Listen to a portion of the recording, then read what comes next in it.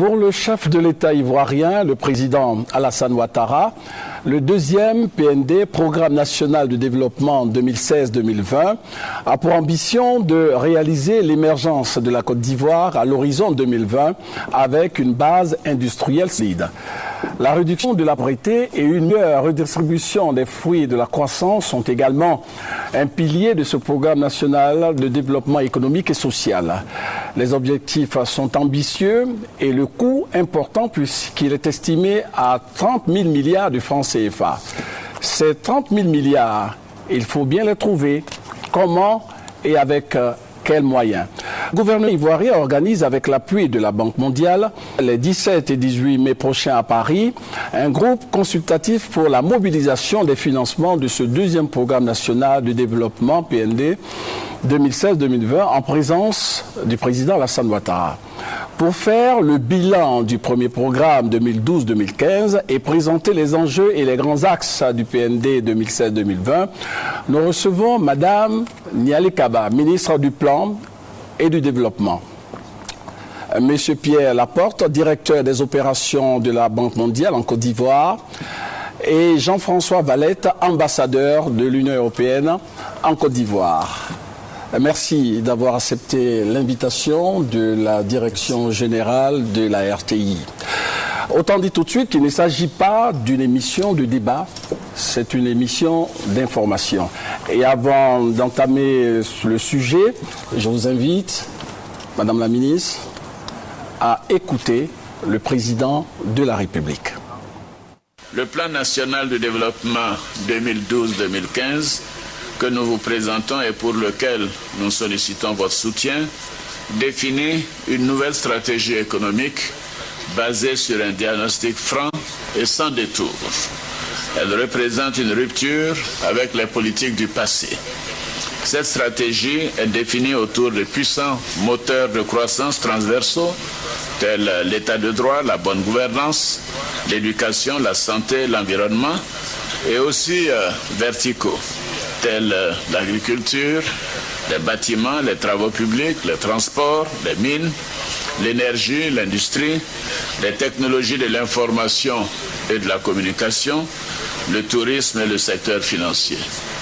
Notre objectif est de construire les bases pour faire de la Côte d'Ivoire un pays émergent à l'horizon 2020 et de réduire le taux de pauvreté de moitié vers 2015. Je signale qu'actuellement, ce taux de pauvreté est d'environ 50%. Le taux de croissance pour les 3 prochaines années devrait atteindre environ 9% en 2013 et à 2 chiffres, c'est-à-dire au-delà de 10% en 2014-2015. Ces résultats proviennent d'accroissements substantiels des investissements tant privés que publics, judicieusement choisis dans les secteurs porteurs de croissance. Les investissements publics ne pourront pas être financés entièrement sur nos ressources propres. C'est pourquoi nous sollicitons votre aide pour couvrir les besoins de financement public qui s'élèvent à 2017 milliards de francs CFA, soit environ 4 milliards de dollars ou 3 milliards d'euros environ, pour la période 2013-2015. Le gouvernement continuera, quant à lui, de renforcer les finances publiques en améliorant le recouvrement des recettes fiscales et parafiscales et en s'assurant d'une bonne maîtrise de la politique d'endettement extérieur.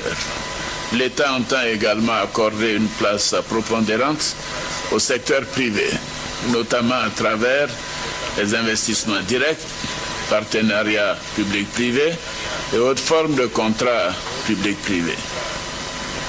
Par ailleurs, j'ai le plaisir de vous informer que le climat des affaires s'améliore, notamment avec l'adoption en juin dernier d'un nouveau code des investissements plus favorable aux investisseurs et pas plus tard que la semaine dernière, j'ai signé les décrets d'application de ce nouveau code des investissements.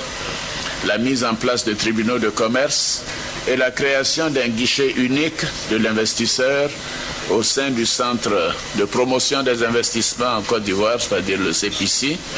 Et le CEPICI a été restructuré pour offrir aux opérateurs économiques l'opportunité d'effectuer dans un même lieu l'ensemble des formalités nécessaires à la création d'une entreprise en Côte d'Ivoire dans un délai amélioré. Nous continuerons inlassablement nos efforts pour d'abord revenir au sein des pays africains les mieux placés dans l'indice du développement humain du PNUD. Aussi atteindre les objectifs du millénaire pour le développement, si possible en 2015. Et enfin, rejoindre les pays modernes en matière de bonne gouvernance et de lutte contre la corruption. En effet, je suis profondément convaincu que l'investissement privé et la création d'entreprises sont les fondements nécessaires pour une économie compétitive et dynamique. C'était en décembre 2012, 4 ans après. Madame la ministre, quel bilan faites-vous de ce premier programme, je dirais le plan national de développement? Quel bilan vous, 4 ans après la mise en exécution de ce plan? Merci, Monsieur Mobio. Monsieur Mobio, donc on a écouté le président de la République. Les objectifs sont clairs. Obtenir une croissance forte, une croissance soutenue et une croissance partagée. On peut dire que sur la période 2012-2015, la croissance économique de la Côte d'Ivoire a été forte.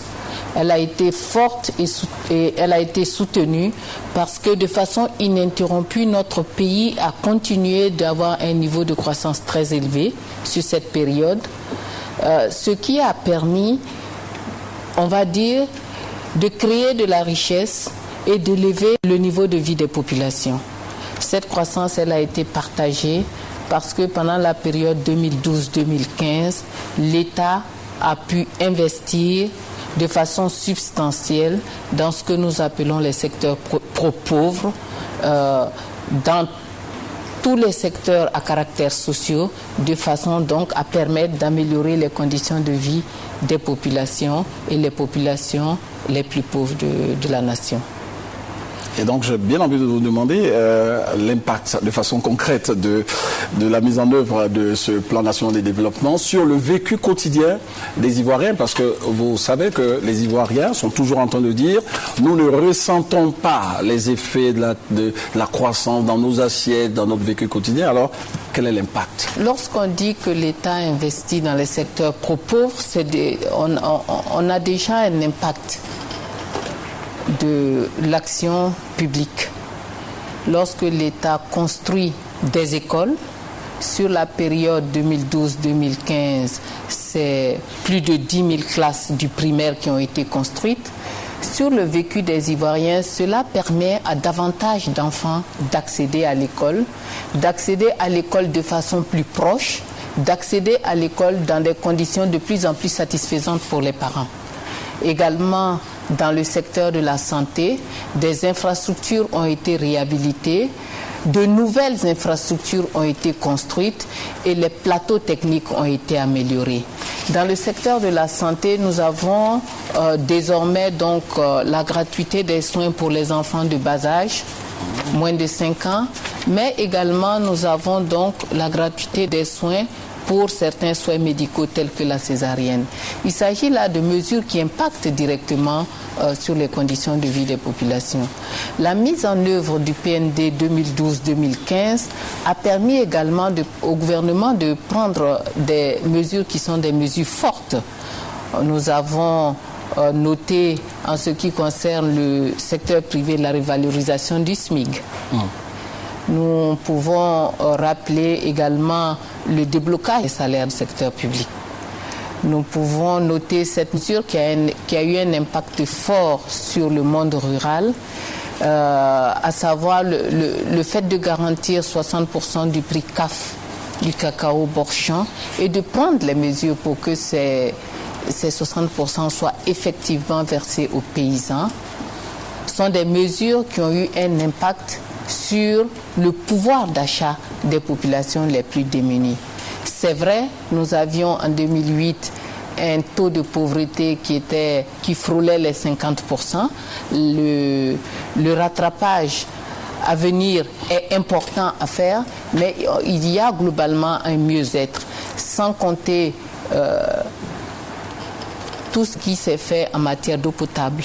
Cela impacte également directement sur le niveau de vie des populations. En matière d'électrification rurale, nous avons eu, sur la période 2012-2015, plus de 500 villages qui ont été électrifiés. Je voudrais m'arrêter là. Quand on parle de dépenses pro pauvres aussi, il faut regarder la mise en état des pistes rurales. Également, même au plan urbain, nous avons une meilleure circulation dans la ville d'Abidjan. Dans d'autres villes de l'intérieur, de nouvelles routes ont été bitumées. Donc il y a un ensemble d'investissements qui ont été pris, qui sont des investissements partagés.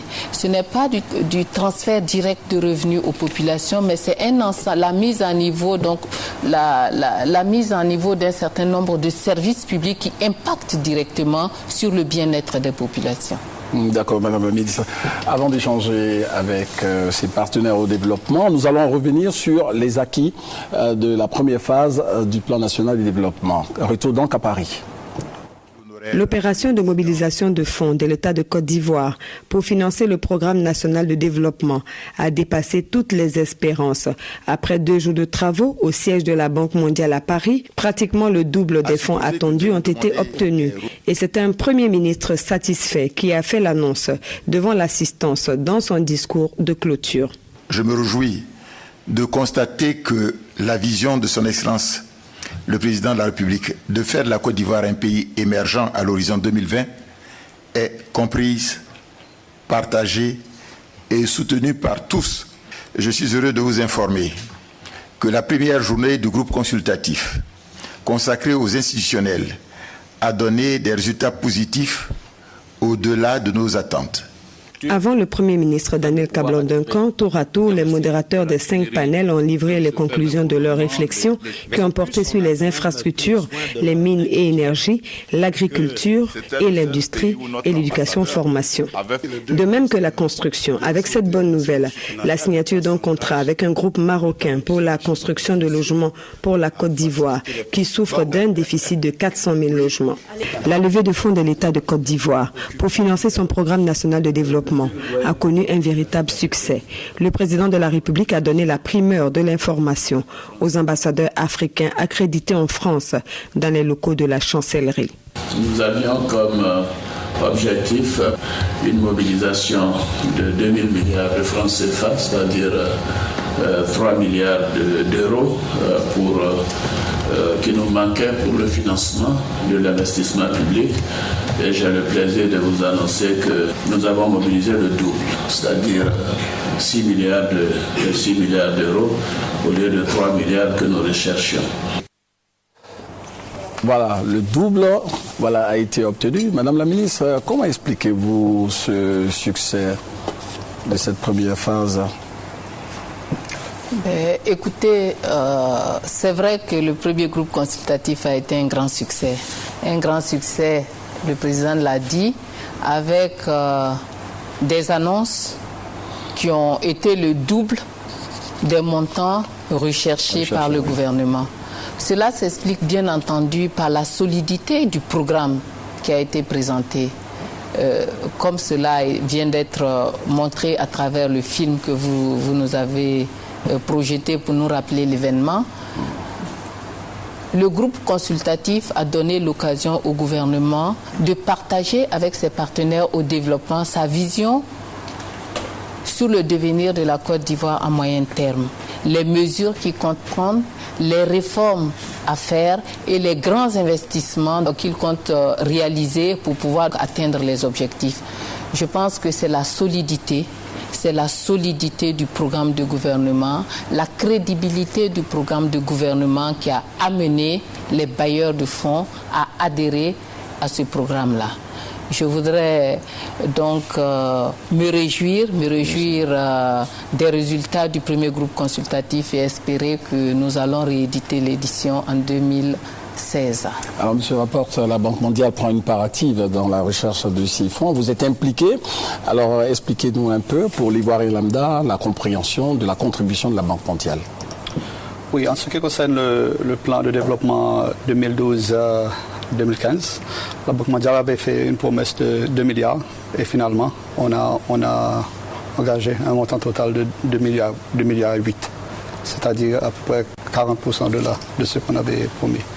Et pour nous, on est un partenaire privilégié du pays et on est fiers qu'on a pu contribuer dans le développement du pays à travers des différents projets tels que les routes, dans le secteur d'énergie, le secteur santé, éducation, filets sociaux, on peut nommer plusieurs.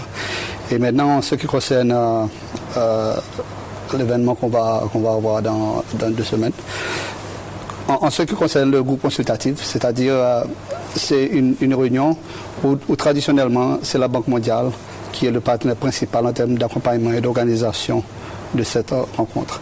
Et là, nous avons travaillé très, très longuement avec les membres du gouvernement, avec son Excellence Monsieur le Premier ministre, Madame le ministre et son équipe. Mais il faut aussi noter les contributions de tous les autres partenaires. L'événement aura lieu dans les locaux de la Banque mondiale. La Banque mondiale appuie en termes logistiques, en termes sécurité, plusieurs autres formes d'appui. Et le jour sera avec le support principal de la Banque mondiale.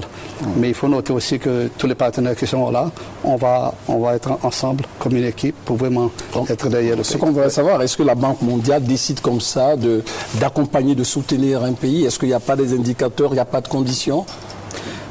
D'abord, ce qui concerne le groupe consultatif, c'est traditionnellement, c'est la Banque mondiale qui accompagne les pays sur le groupe consultatif. Et alors, ce n'est pas une exception.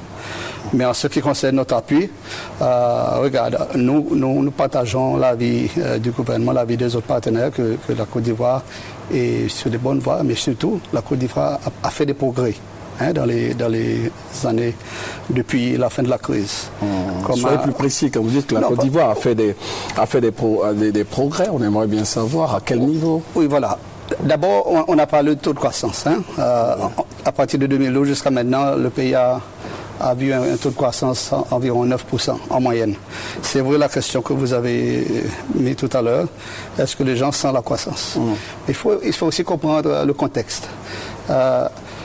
Cette période 2012-2015 était une période où le pays sortait franchement de la crise. Okay? Oui. On a la cohésion sociale qui était la paix, la solidarité, c'était un des premiers éléments pour cette période. Mais c'était aussi une période de reconstruction, de réhabilitation, de consolidation économique. Et c'est pourquoi peut-être les gens demandent, OK, où est l'impact sur la pauvreté? Il y a eu un impact sur la pauvreté. Son Excellence, Monsieur le Président, Madame le Ministre a dit tout à l'heure, en 2012, on parlait d'un taux de pauvreté de 50%. On est là de 50%. Aujourd'hui, on est à 46%. C'est vrai, ça ne reflète pas nécessairement un taux de croissance si élevé. Mais comme je dis, il faut comprendre le contexte. C'est une période où les efforts étaient surtout visés sur la reconstruction, remettre l'infrastructure. Et quand on a ce sort de source de croissance, ce n'est pas la même dynamique dont on va parler maintenant. Maintenant, on va parler d'une Côte d'Ivoire qui va aller vers une transformation structurelle.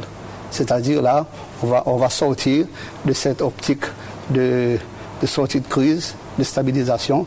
Maintenant, c'est la dynamisme et sera vraiment le vrai test, le rôle du secteur privé et la continuation et l'expansion des appuis et des investissements mixtes privé-public. Et c'est là vraiment où moi je parle.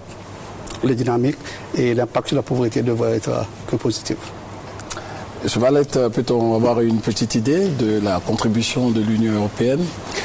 Oui, la contribution de l'Union européenne s'inscrit parmi d'autres dans ce contexte donc d'engagement. Nous nous étions engagés autour de 400 millions d'euros et c'est un peu plus que nous avons pu réellement livrer, décaisser dans nos procédures. Entre l'engagement et le décaissement, souvent il peut y avoir des grandes différences. Ici, nous avons pu tout mettre en œuvre. Il faut dire aussi, et ça c'est une caractéristique particulière de la Côte d'Ivoire que pour décaisser efficacement, le mieux, c'est de donner de l'argent directement au budget de l'État. Ce qui est évidemment quelque chose de très novateur. En général, on fonctionne par projet. On fait une route, on en fait aussi d'ailleurs.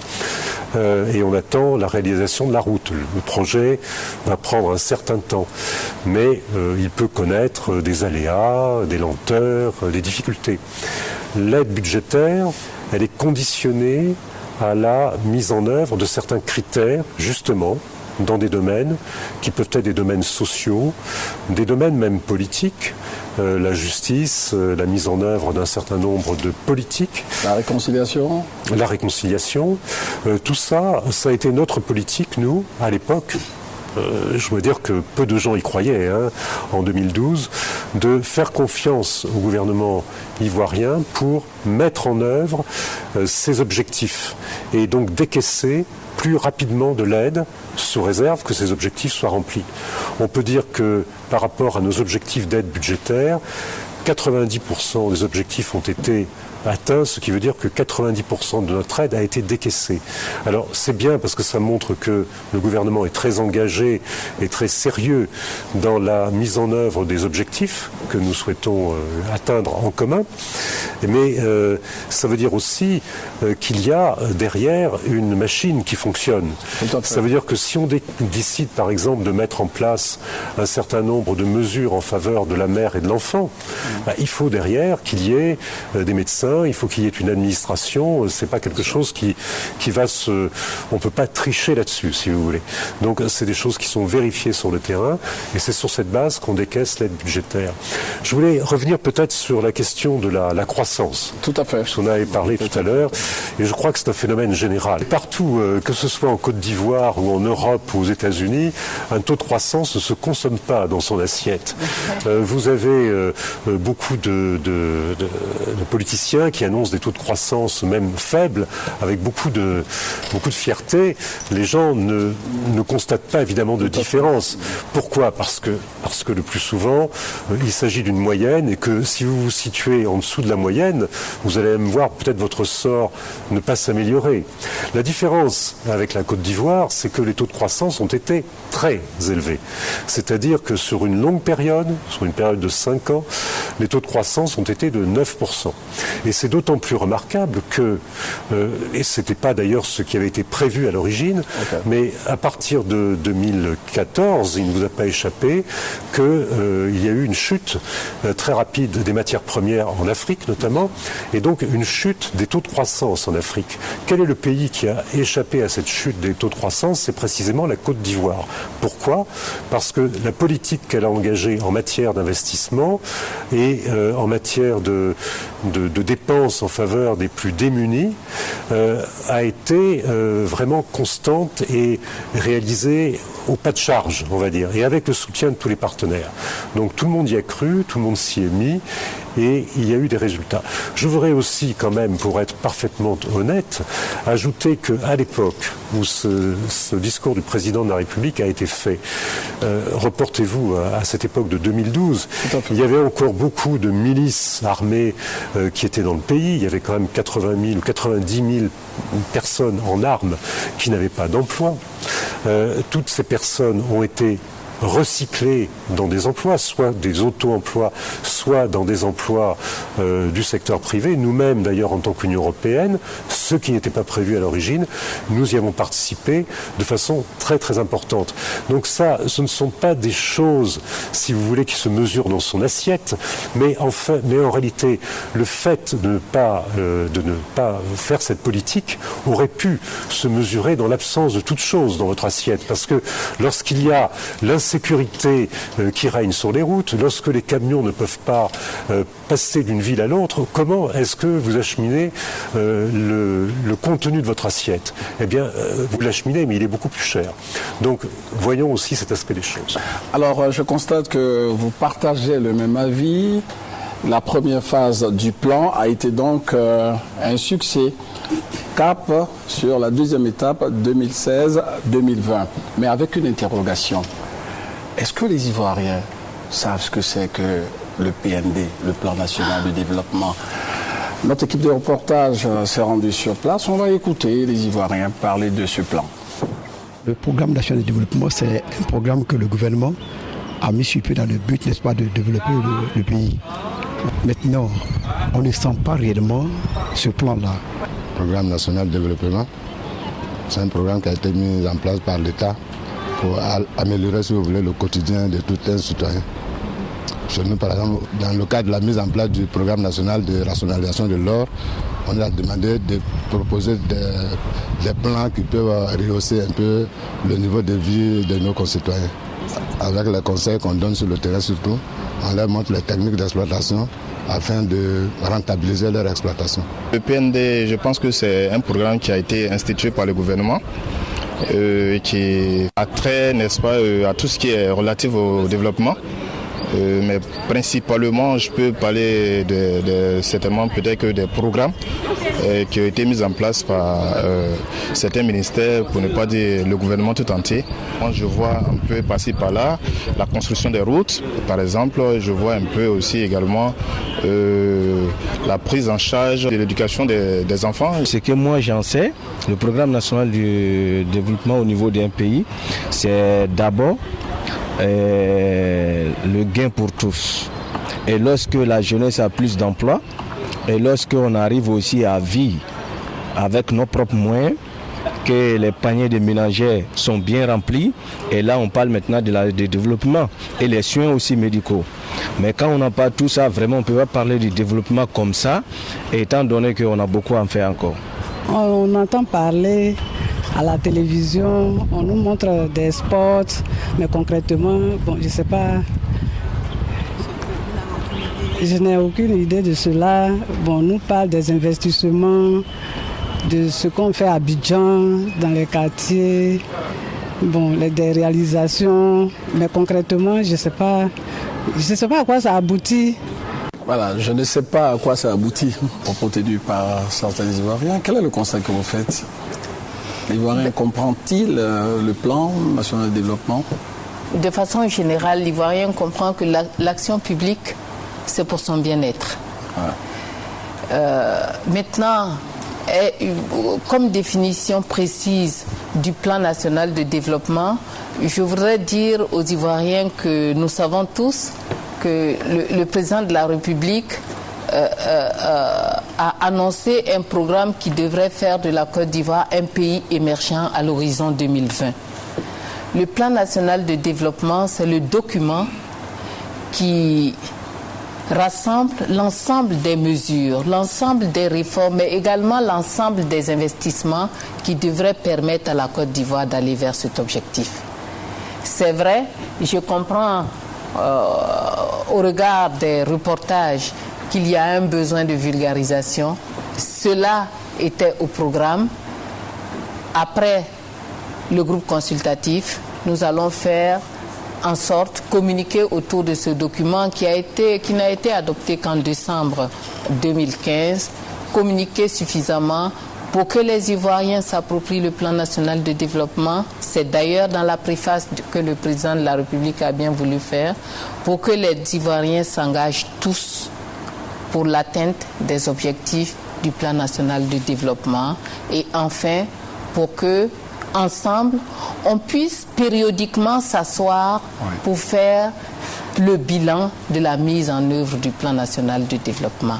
Donc je prends rendez-vous avec nos concitoyens pour leur présenter ce programme qui va encadrer et orienter l'action publique sur les 5 années à venir. C'est important de vulgariser ce type de plan, surtout que c'est destiné à l'amélioration du quotidien des populations. Je crois que l'idée d'un plan, c'est comme tout programme d'une façon générale, c'est d'ordonner les choses d'une part, c'est-à-dire d'éviter les redites, voire les contradictions. Déjà de sélectionner les secteurs. Donc c'est la logique purement de l'investisseur qui essaye de définir des priorités. Et puis, comme Madame la Ministre l'a dit, l'idée du plan, c'est aussi dans la vision positive, on va dire, du devenir d'un pays, les populations, leur sort personnel, car on revient à la question du taux de croissance. Il ne suffit pas de dire qu'on va mettre des dizaines ou des centaines de milliards dans un pays pour que forcément ça marche. Il faut qu'il y ait une prise qui soit faite sur le sort des gens, que les gens se sentent concernés et que leur sort soit aussi pris en compte dans ce document.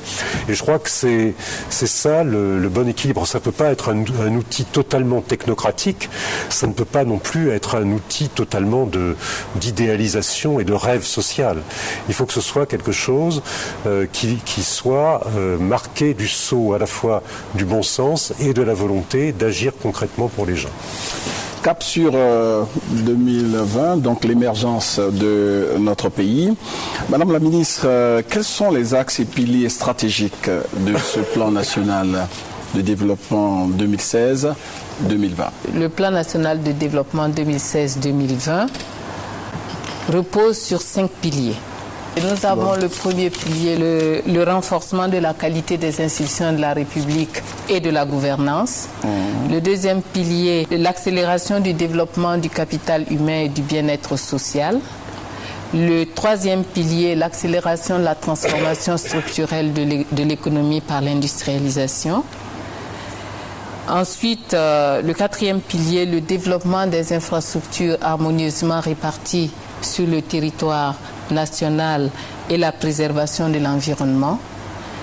Le cinquième pilier, le renforcement de l'intégration régionale et de la coopération internationale. Ça coûte cher, Madame la ministre? Ça coûte cher, non, ça engloutit beaucoup d'argent, mais ça ne coûte pas forcément cher. Rien n'est trop cher pour le développement de la Côte d'Ivoire. Le PND a été évalué à 30 000 milliards de francs CFA.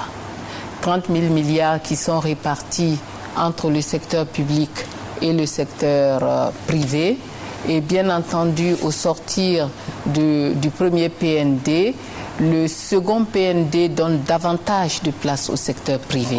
Donc c'est un PND qui devrait être financé à 62% par le secteur privé, contre 60% pour le premier PND, donc 38% et même un peu moins de 38% pour le secteur public. L'État entend investir pour sa part environ 11 000 milliards sur les 30 000 milliards. Les 19 000 autres milliards seraient donc investis par le secteur privé. Le groupe consultatif va consister à chercher sur les 11 000 milliards de l'État, pour ce qui le concerne, le solde du financement qui ne sera pas pris par les ressources internes, environ 4 500 milliards de francs CFA.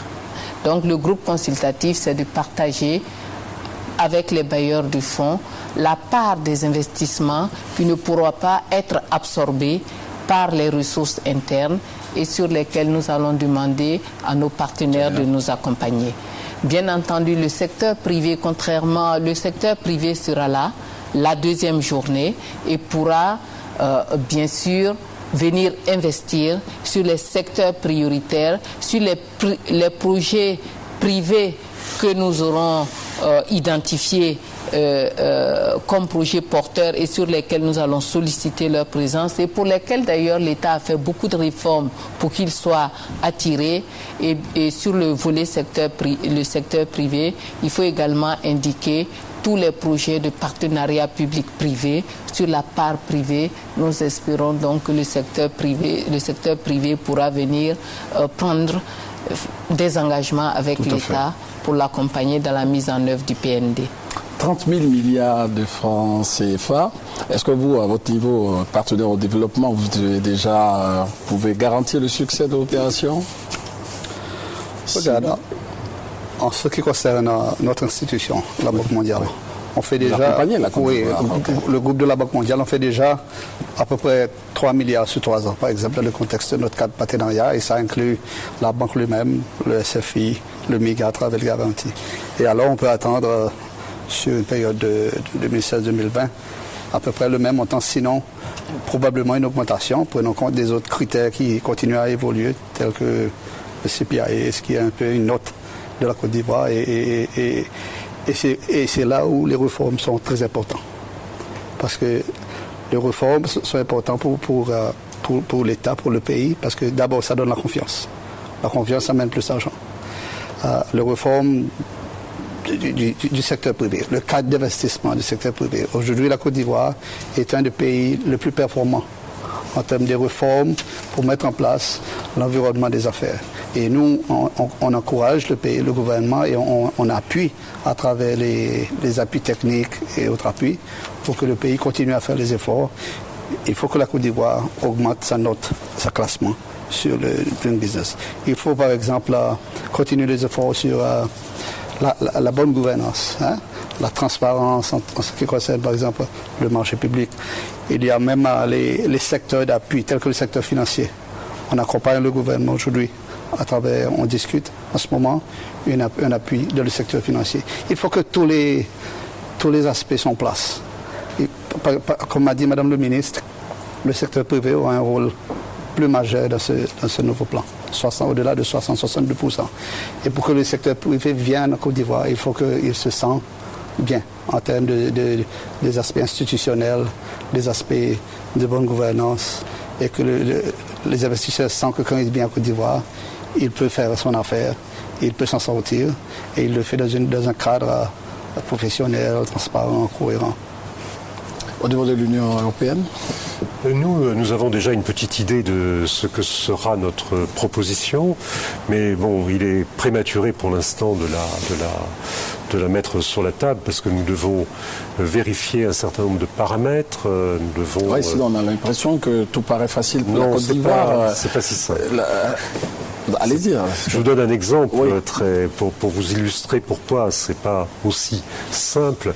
Nous avons des ressources dans le cadre des relations que nous avons avec la Côte d'Ivoire, des ressources dites du programme indicatif national avec la Côte d'Ivoire, mais nous avons aussi des ressources qui sont dépensées au niveau régional. Un fonds régional qui est très important, beaucoup plus important que le fonds national.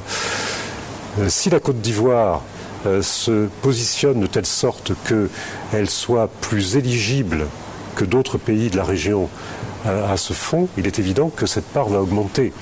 On a par exemple là constaté que nous avons pu décider le financement avec la Banque africaine de développement de la route qui va mener vers Bamako, une partie de cette route pour ce qui nous concerne, une part qui va voisiner les 20 à 25 millions d'euros, vous voyez. Donc c'est quelque chose qui n'était pas prévu, qui n'était pas dans le plan. Il peut y avoir aussi, en fonction des politiques menées par le pays, un certain nombre de fonds, par exemple le fonds fiduciaire concernant les migrations, dont on a beaucoup parlé ici, qui est localisé sur un ensemble de pays. Si la Côte d'Ivoire devient, à travers des politiques régionales, éligible à ce fonds, ce sont des dizaines, voire des centaines de millions en plus qui peuvent tomber dans son escarcelle.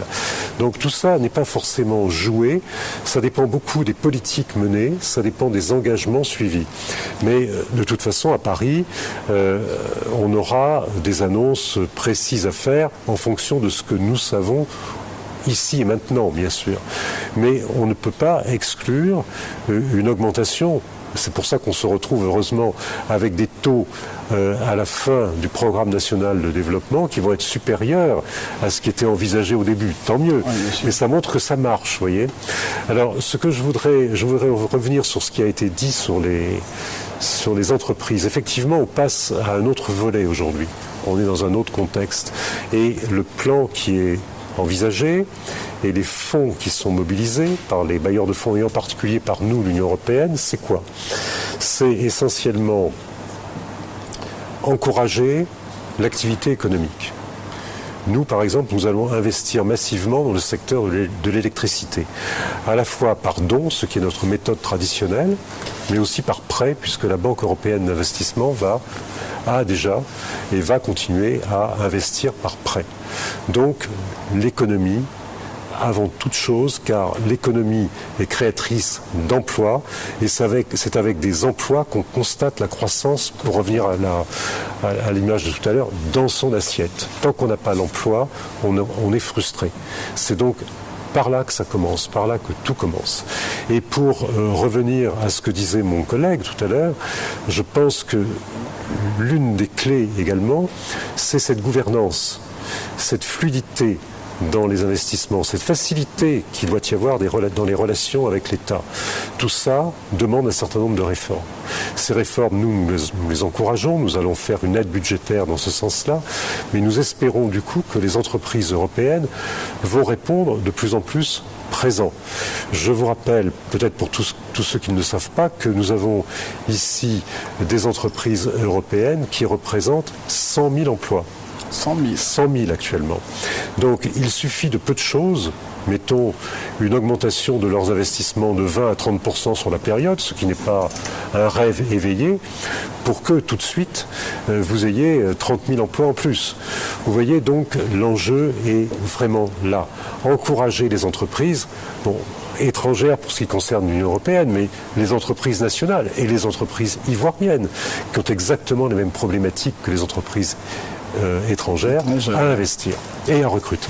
Madame la ministre, 2020, c'est dans 4 ans. Pensez-vous que après cette deuxième phase du plan national de développement, la Côte d'Ivoire pourra atteindre l'émergence? Le plan qui nous amène au groupe consultatif est conçu, on l'a rappelé tout à l'heure à travers les piliers, pour aider à une transformation structurelle de l'économie.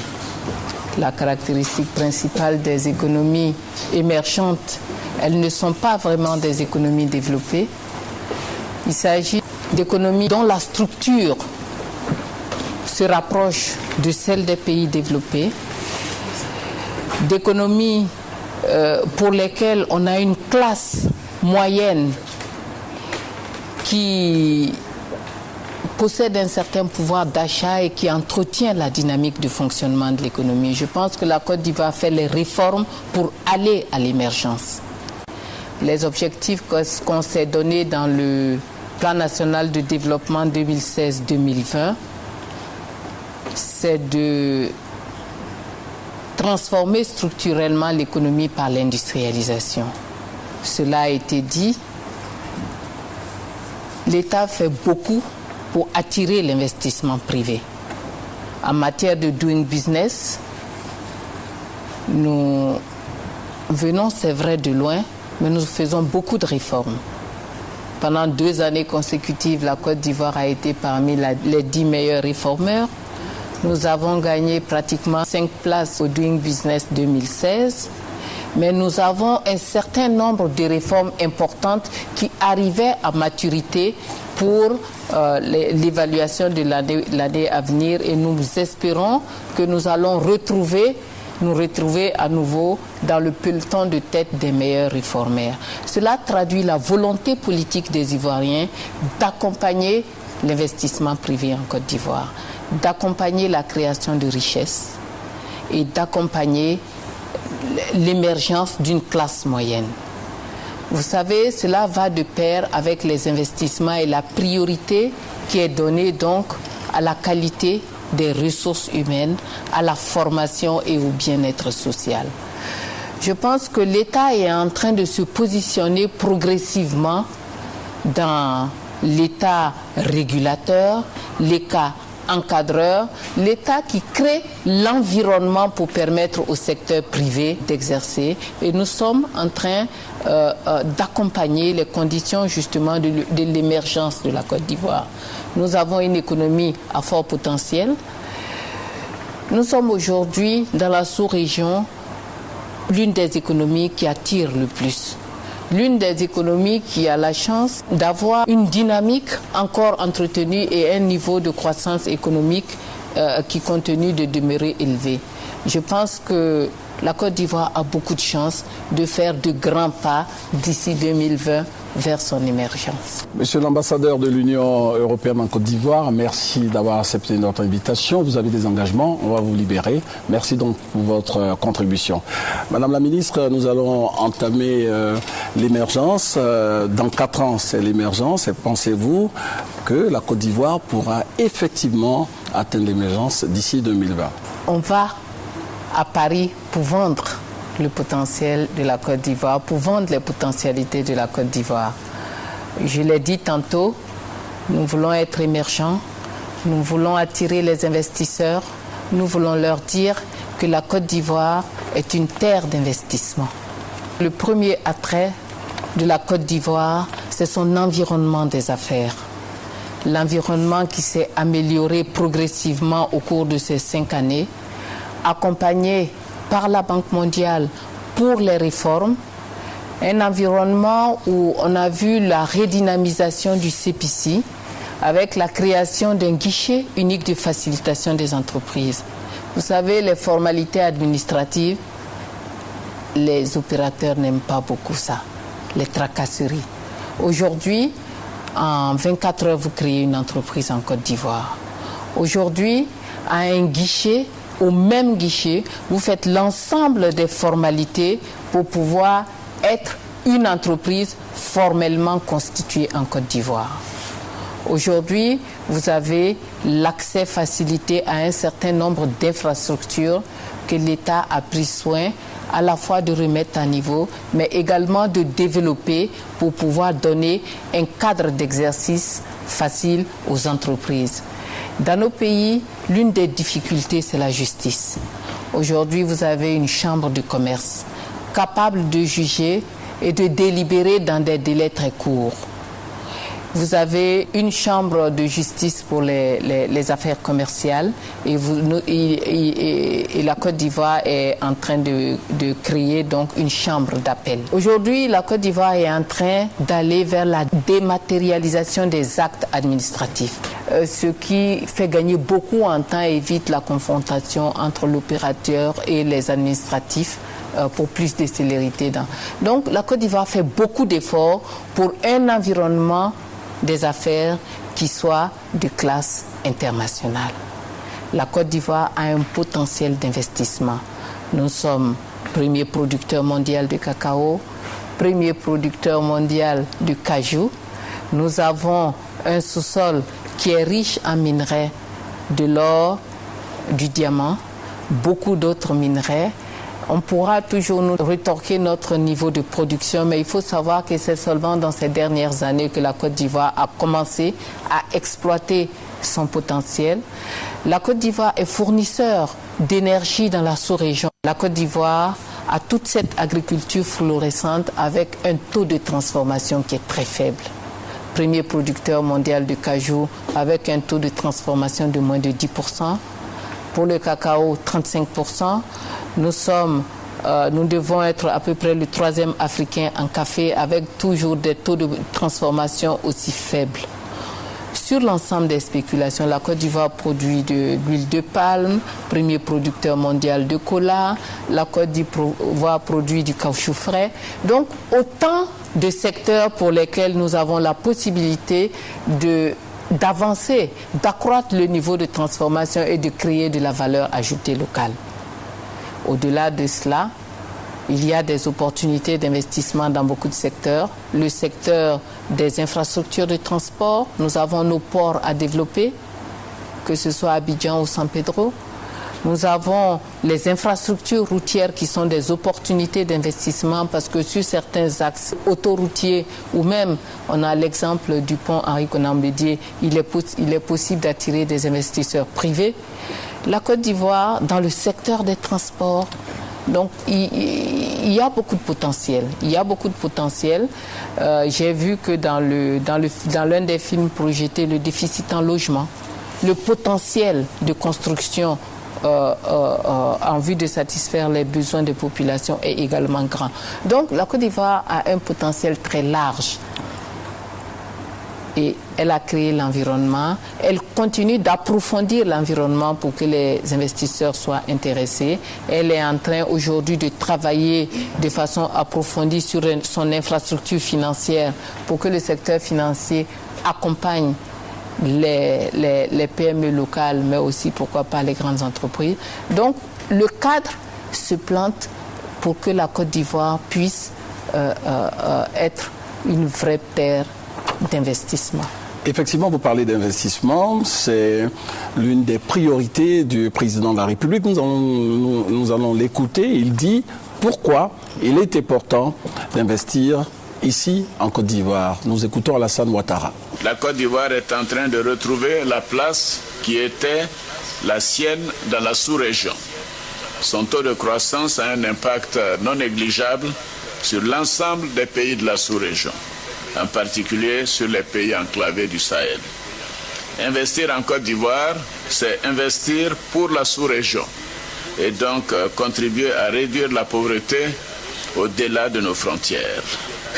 Investir en Côte d'Ivoire, c'est permettre l'accès à un vaste marché, puisque notre pays est membre de la Communauté économique de l'Afrique de l'Ouest, la CEDEAO, comprenant 15 pays avec une population de plus de 300 millions d'habitants. La Côte d'Ivoire est aussi membre de l'Union économique et monétaire ouest-africaine, comprenant 8 pays avec une population estimée à environ 100 millions d'habitants. Donc investir en Côte d'Ivoire permet aussi l'accès à des infrastructures de qualité. 2 ports modernes à Abidjan et à San Pedro, 3 aéroports internationaux à Abidjan, Bouaké et Yamoussoukro, des infrastructures routières, plus de 8000 km bitumés, des réseaux de télécommunications denses et interconnectés et un système bancaire diversifié. Il y a des raisons d'investir en Côte d'Ivoire. Vous qui êtes la Banque mondiale, il est quand même bon d'avoir votre avis sur la question. Oui, regardez, Madame la ministre a bien parlé en détail sur les opportunités, les secteurs, agriculture, minière. Mais un point qu'il ne faut pas quand même négliger, c'est la compétitivité de la Côte d'Ivoire. Les investisseurs vont aller là où il est plus compétitif. La compétitivité, c'est quoi? C'est en investissant dans le pays, quels soient les coûts de l'énergie, le coût de main-d'œuvre, quelle soit la compétitivité en termes de l'efficacité, par exemple, du secteur financier, l'efficacité du secteur de transport. Aujourd'hui, la Côte d'Ivoire est en concurrence avec le port de Lomé, le port de Cotonou, pour avoir le corridor pour aller. Oui, comment est-ce qu'on rend le port d'Abidjan plus compétitif, plus efficace? Tout ça a un impact. Comment est-ce que, quand on regarde par exemple le secteur d'énergie, quelles sont les possibilités pour vraiment baisser le coût? Parce que l'énergie, comme vous le savez, c'est un des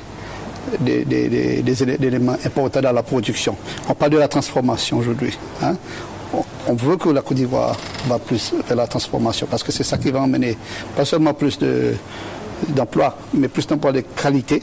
Et l'emploi de qualité amène plus de revenus et ça va impacter directement sur la pauvreté. Mais vraiment, il faut mettre l'accent sur la compétitivité du secteur privé ivoirien et c'est là où les investisseurs privés pourront en profiter des potentiels dont on a parlé tout à l'heure. Madame la ministre, comment peut-on réussir l'émergence sans l'avènement d'un Ivoirien nouveau? On en parle ces derniers temps, vous y croyez? Et quelle est votre définition de l'Ivoirien nouveau? L'objectif de croissance qui est décrit dans le PND, tous les Ivoiriens devraient s'en saisir et accompagner l'État à la réalisation de cet objectif d'émergence. C'est le rôle de l'Ivoirien nouveau, l'Ivoirien qui, à mon sens, est loin un peu d'un certain nombre de valeurs cardinales qui sont traduites dans notre devise union, discipline, travail. Donc c'est un Ivoirien qui aime son pays, c'est un Ivoirien qui traduit dans son comportement quotidien les valeurs de sa devise. L'Ivoirien professionnel, consciencieux, qui connaît les institutions de la République et qui respecte les institutions de la République. Souvent, les gens diraient l'Ivoirien qui arrive à l'heure, mais c'est dire que c'est un Ivoirien qui accorde toute sa place à la valeur travail, qui respecte l'État, la chose publique et les institutions de la République et qui est discipliné.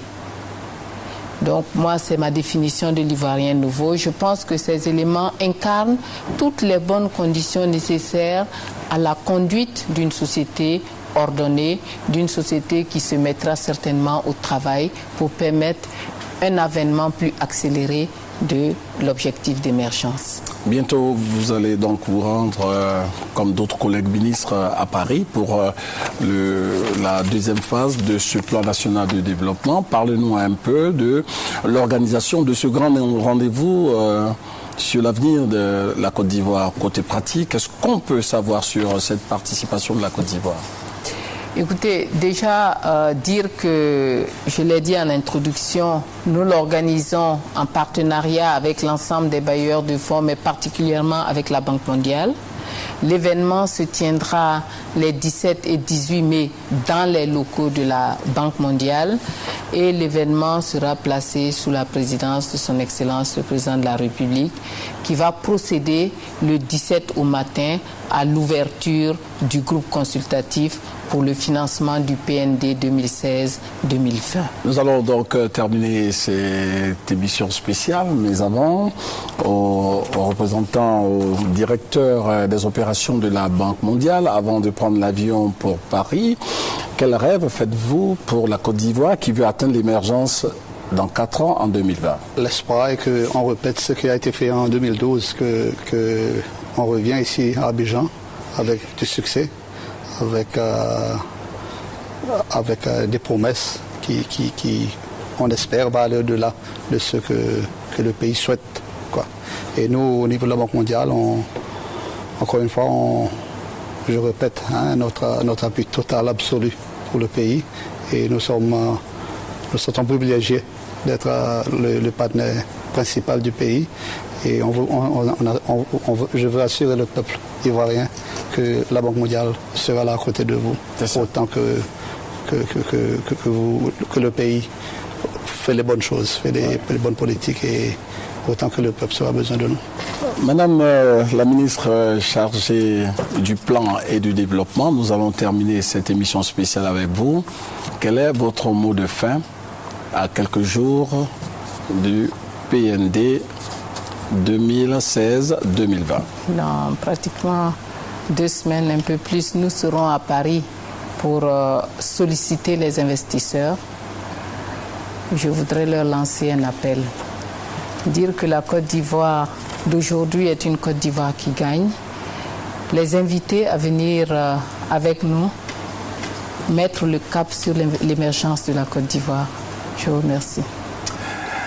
Nous allons donc terminer cette émission avec ce vœu du président Alassane Ouattara. Je cite, « Je souhaite que tous les Ivoiriens, le gouvernement, les institutions de la République, les élus, les entreprises, la société civile et les partenaires au développement s'impliquent encore plus que par le passé dans la mise en œuvre de notre nouveau PND 2016-2020 en vue de garantir son plein succès pour le bénéfice de tous les Ivoiriens sans exception. » Bonsoir et bonne suite de programme sur RTI 1 et portez-vous bien.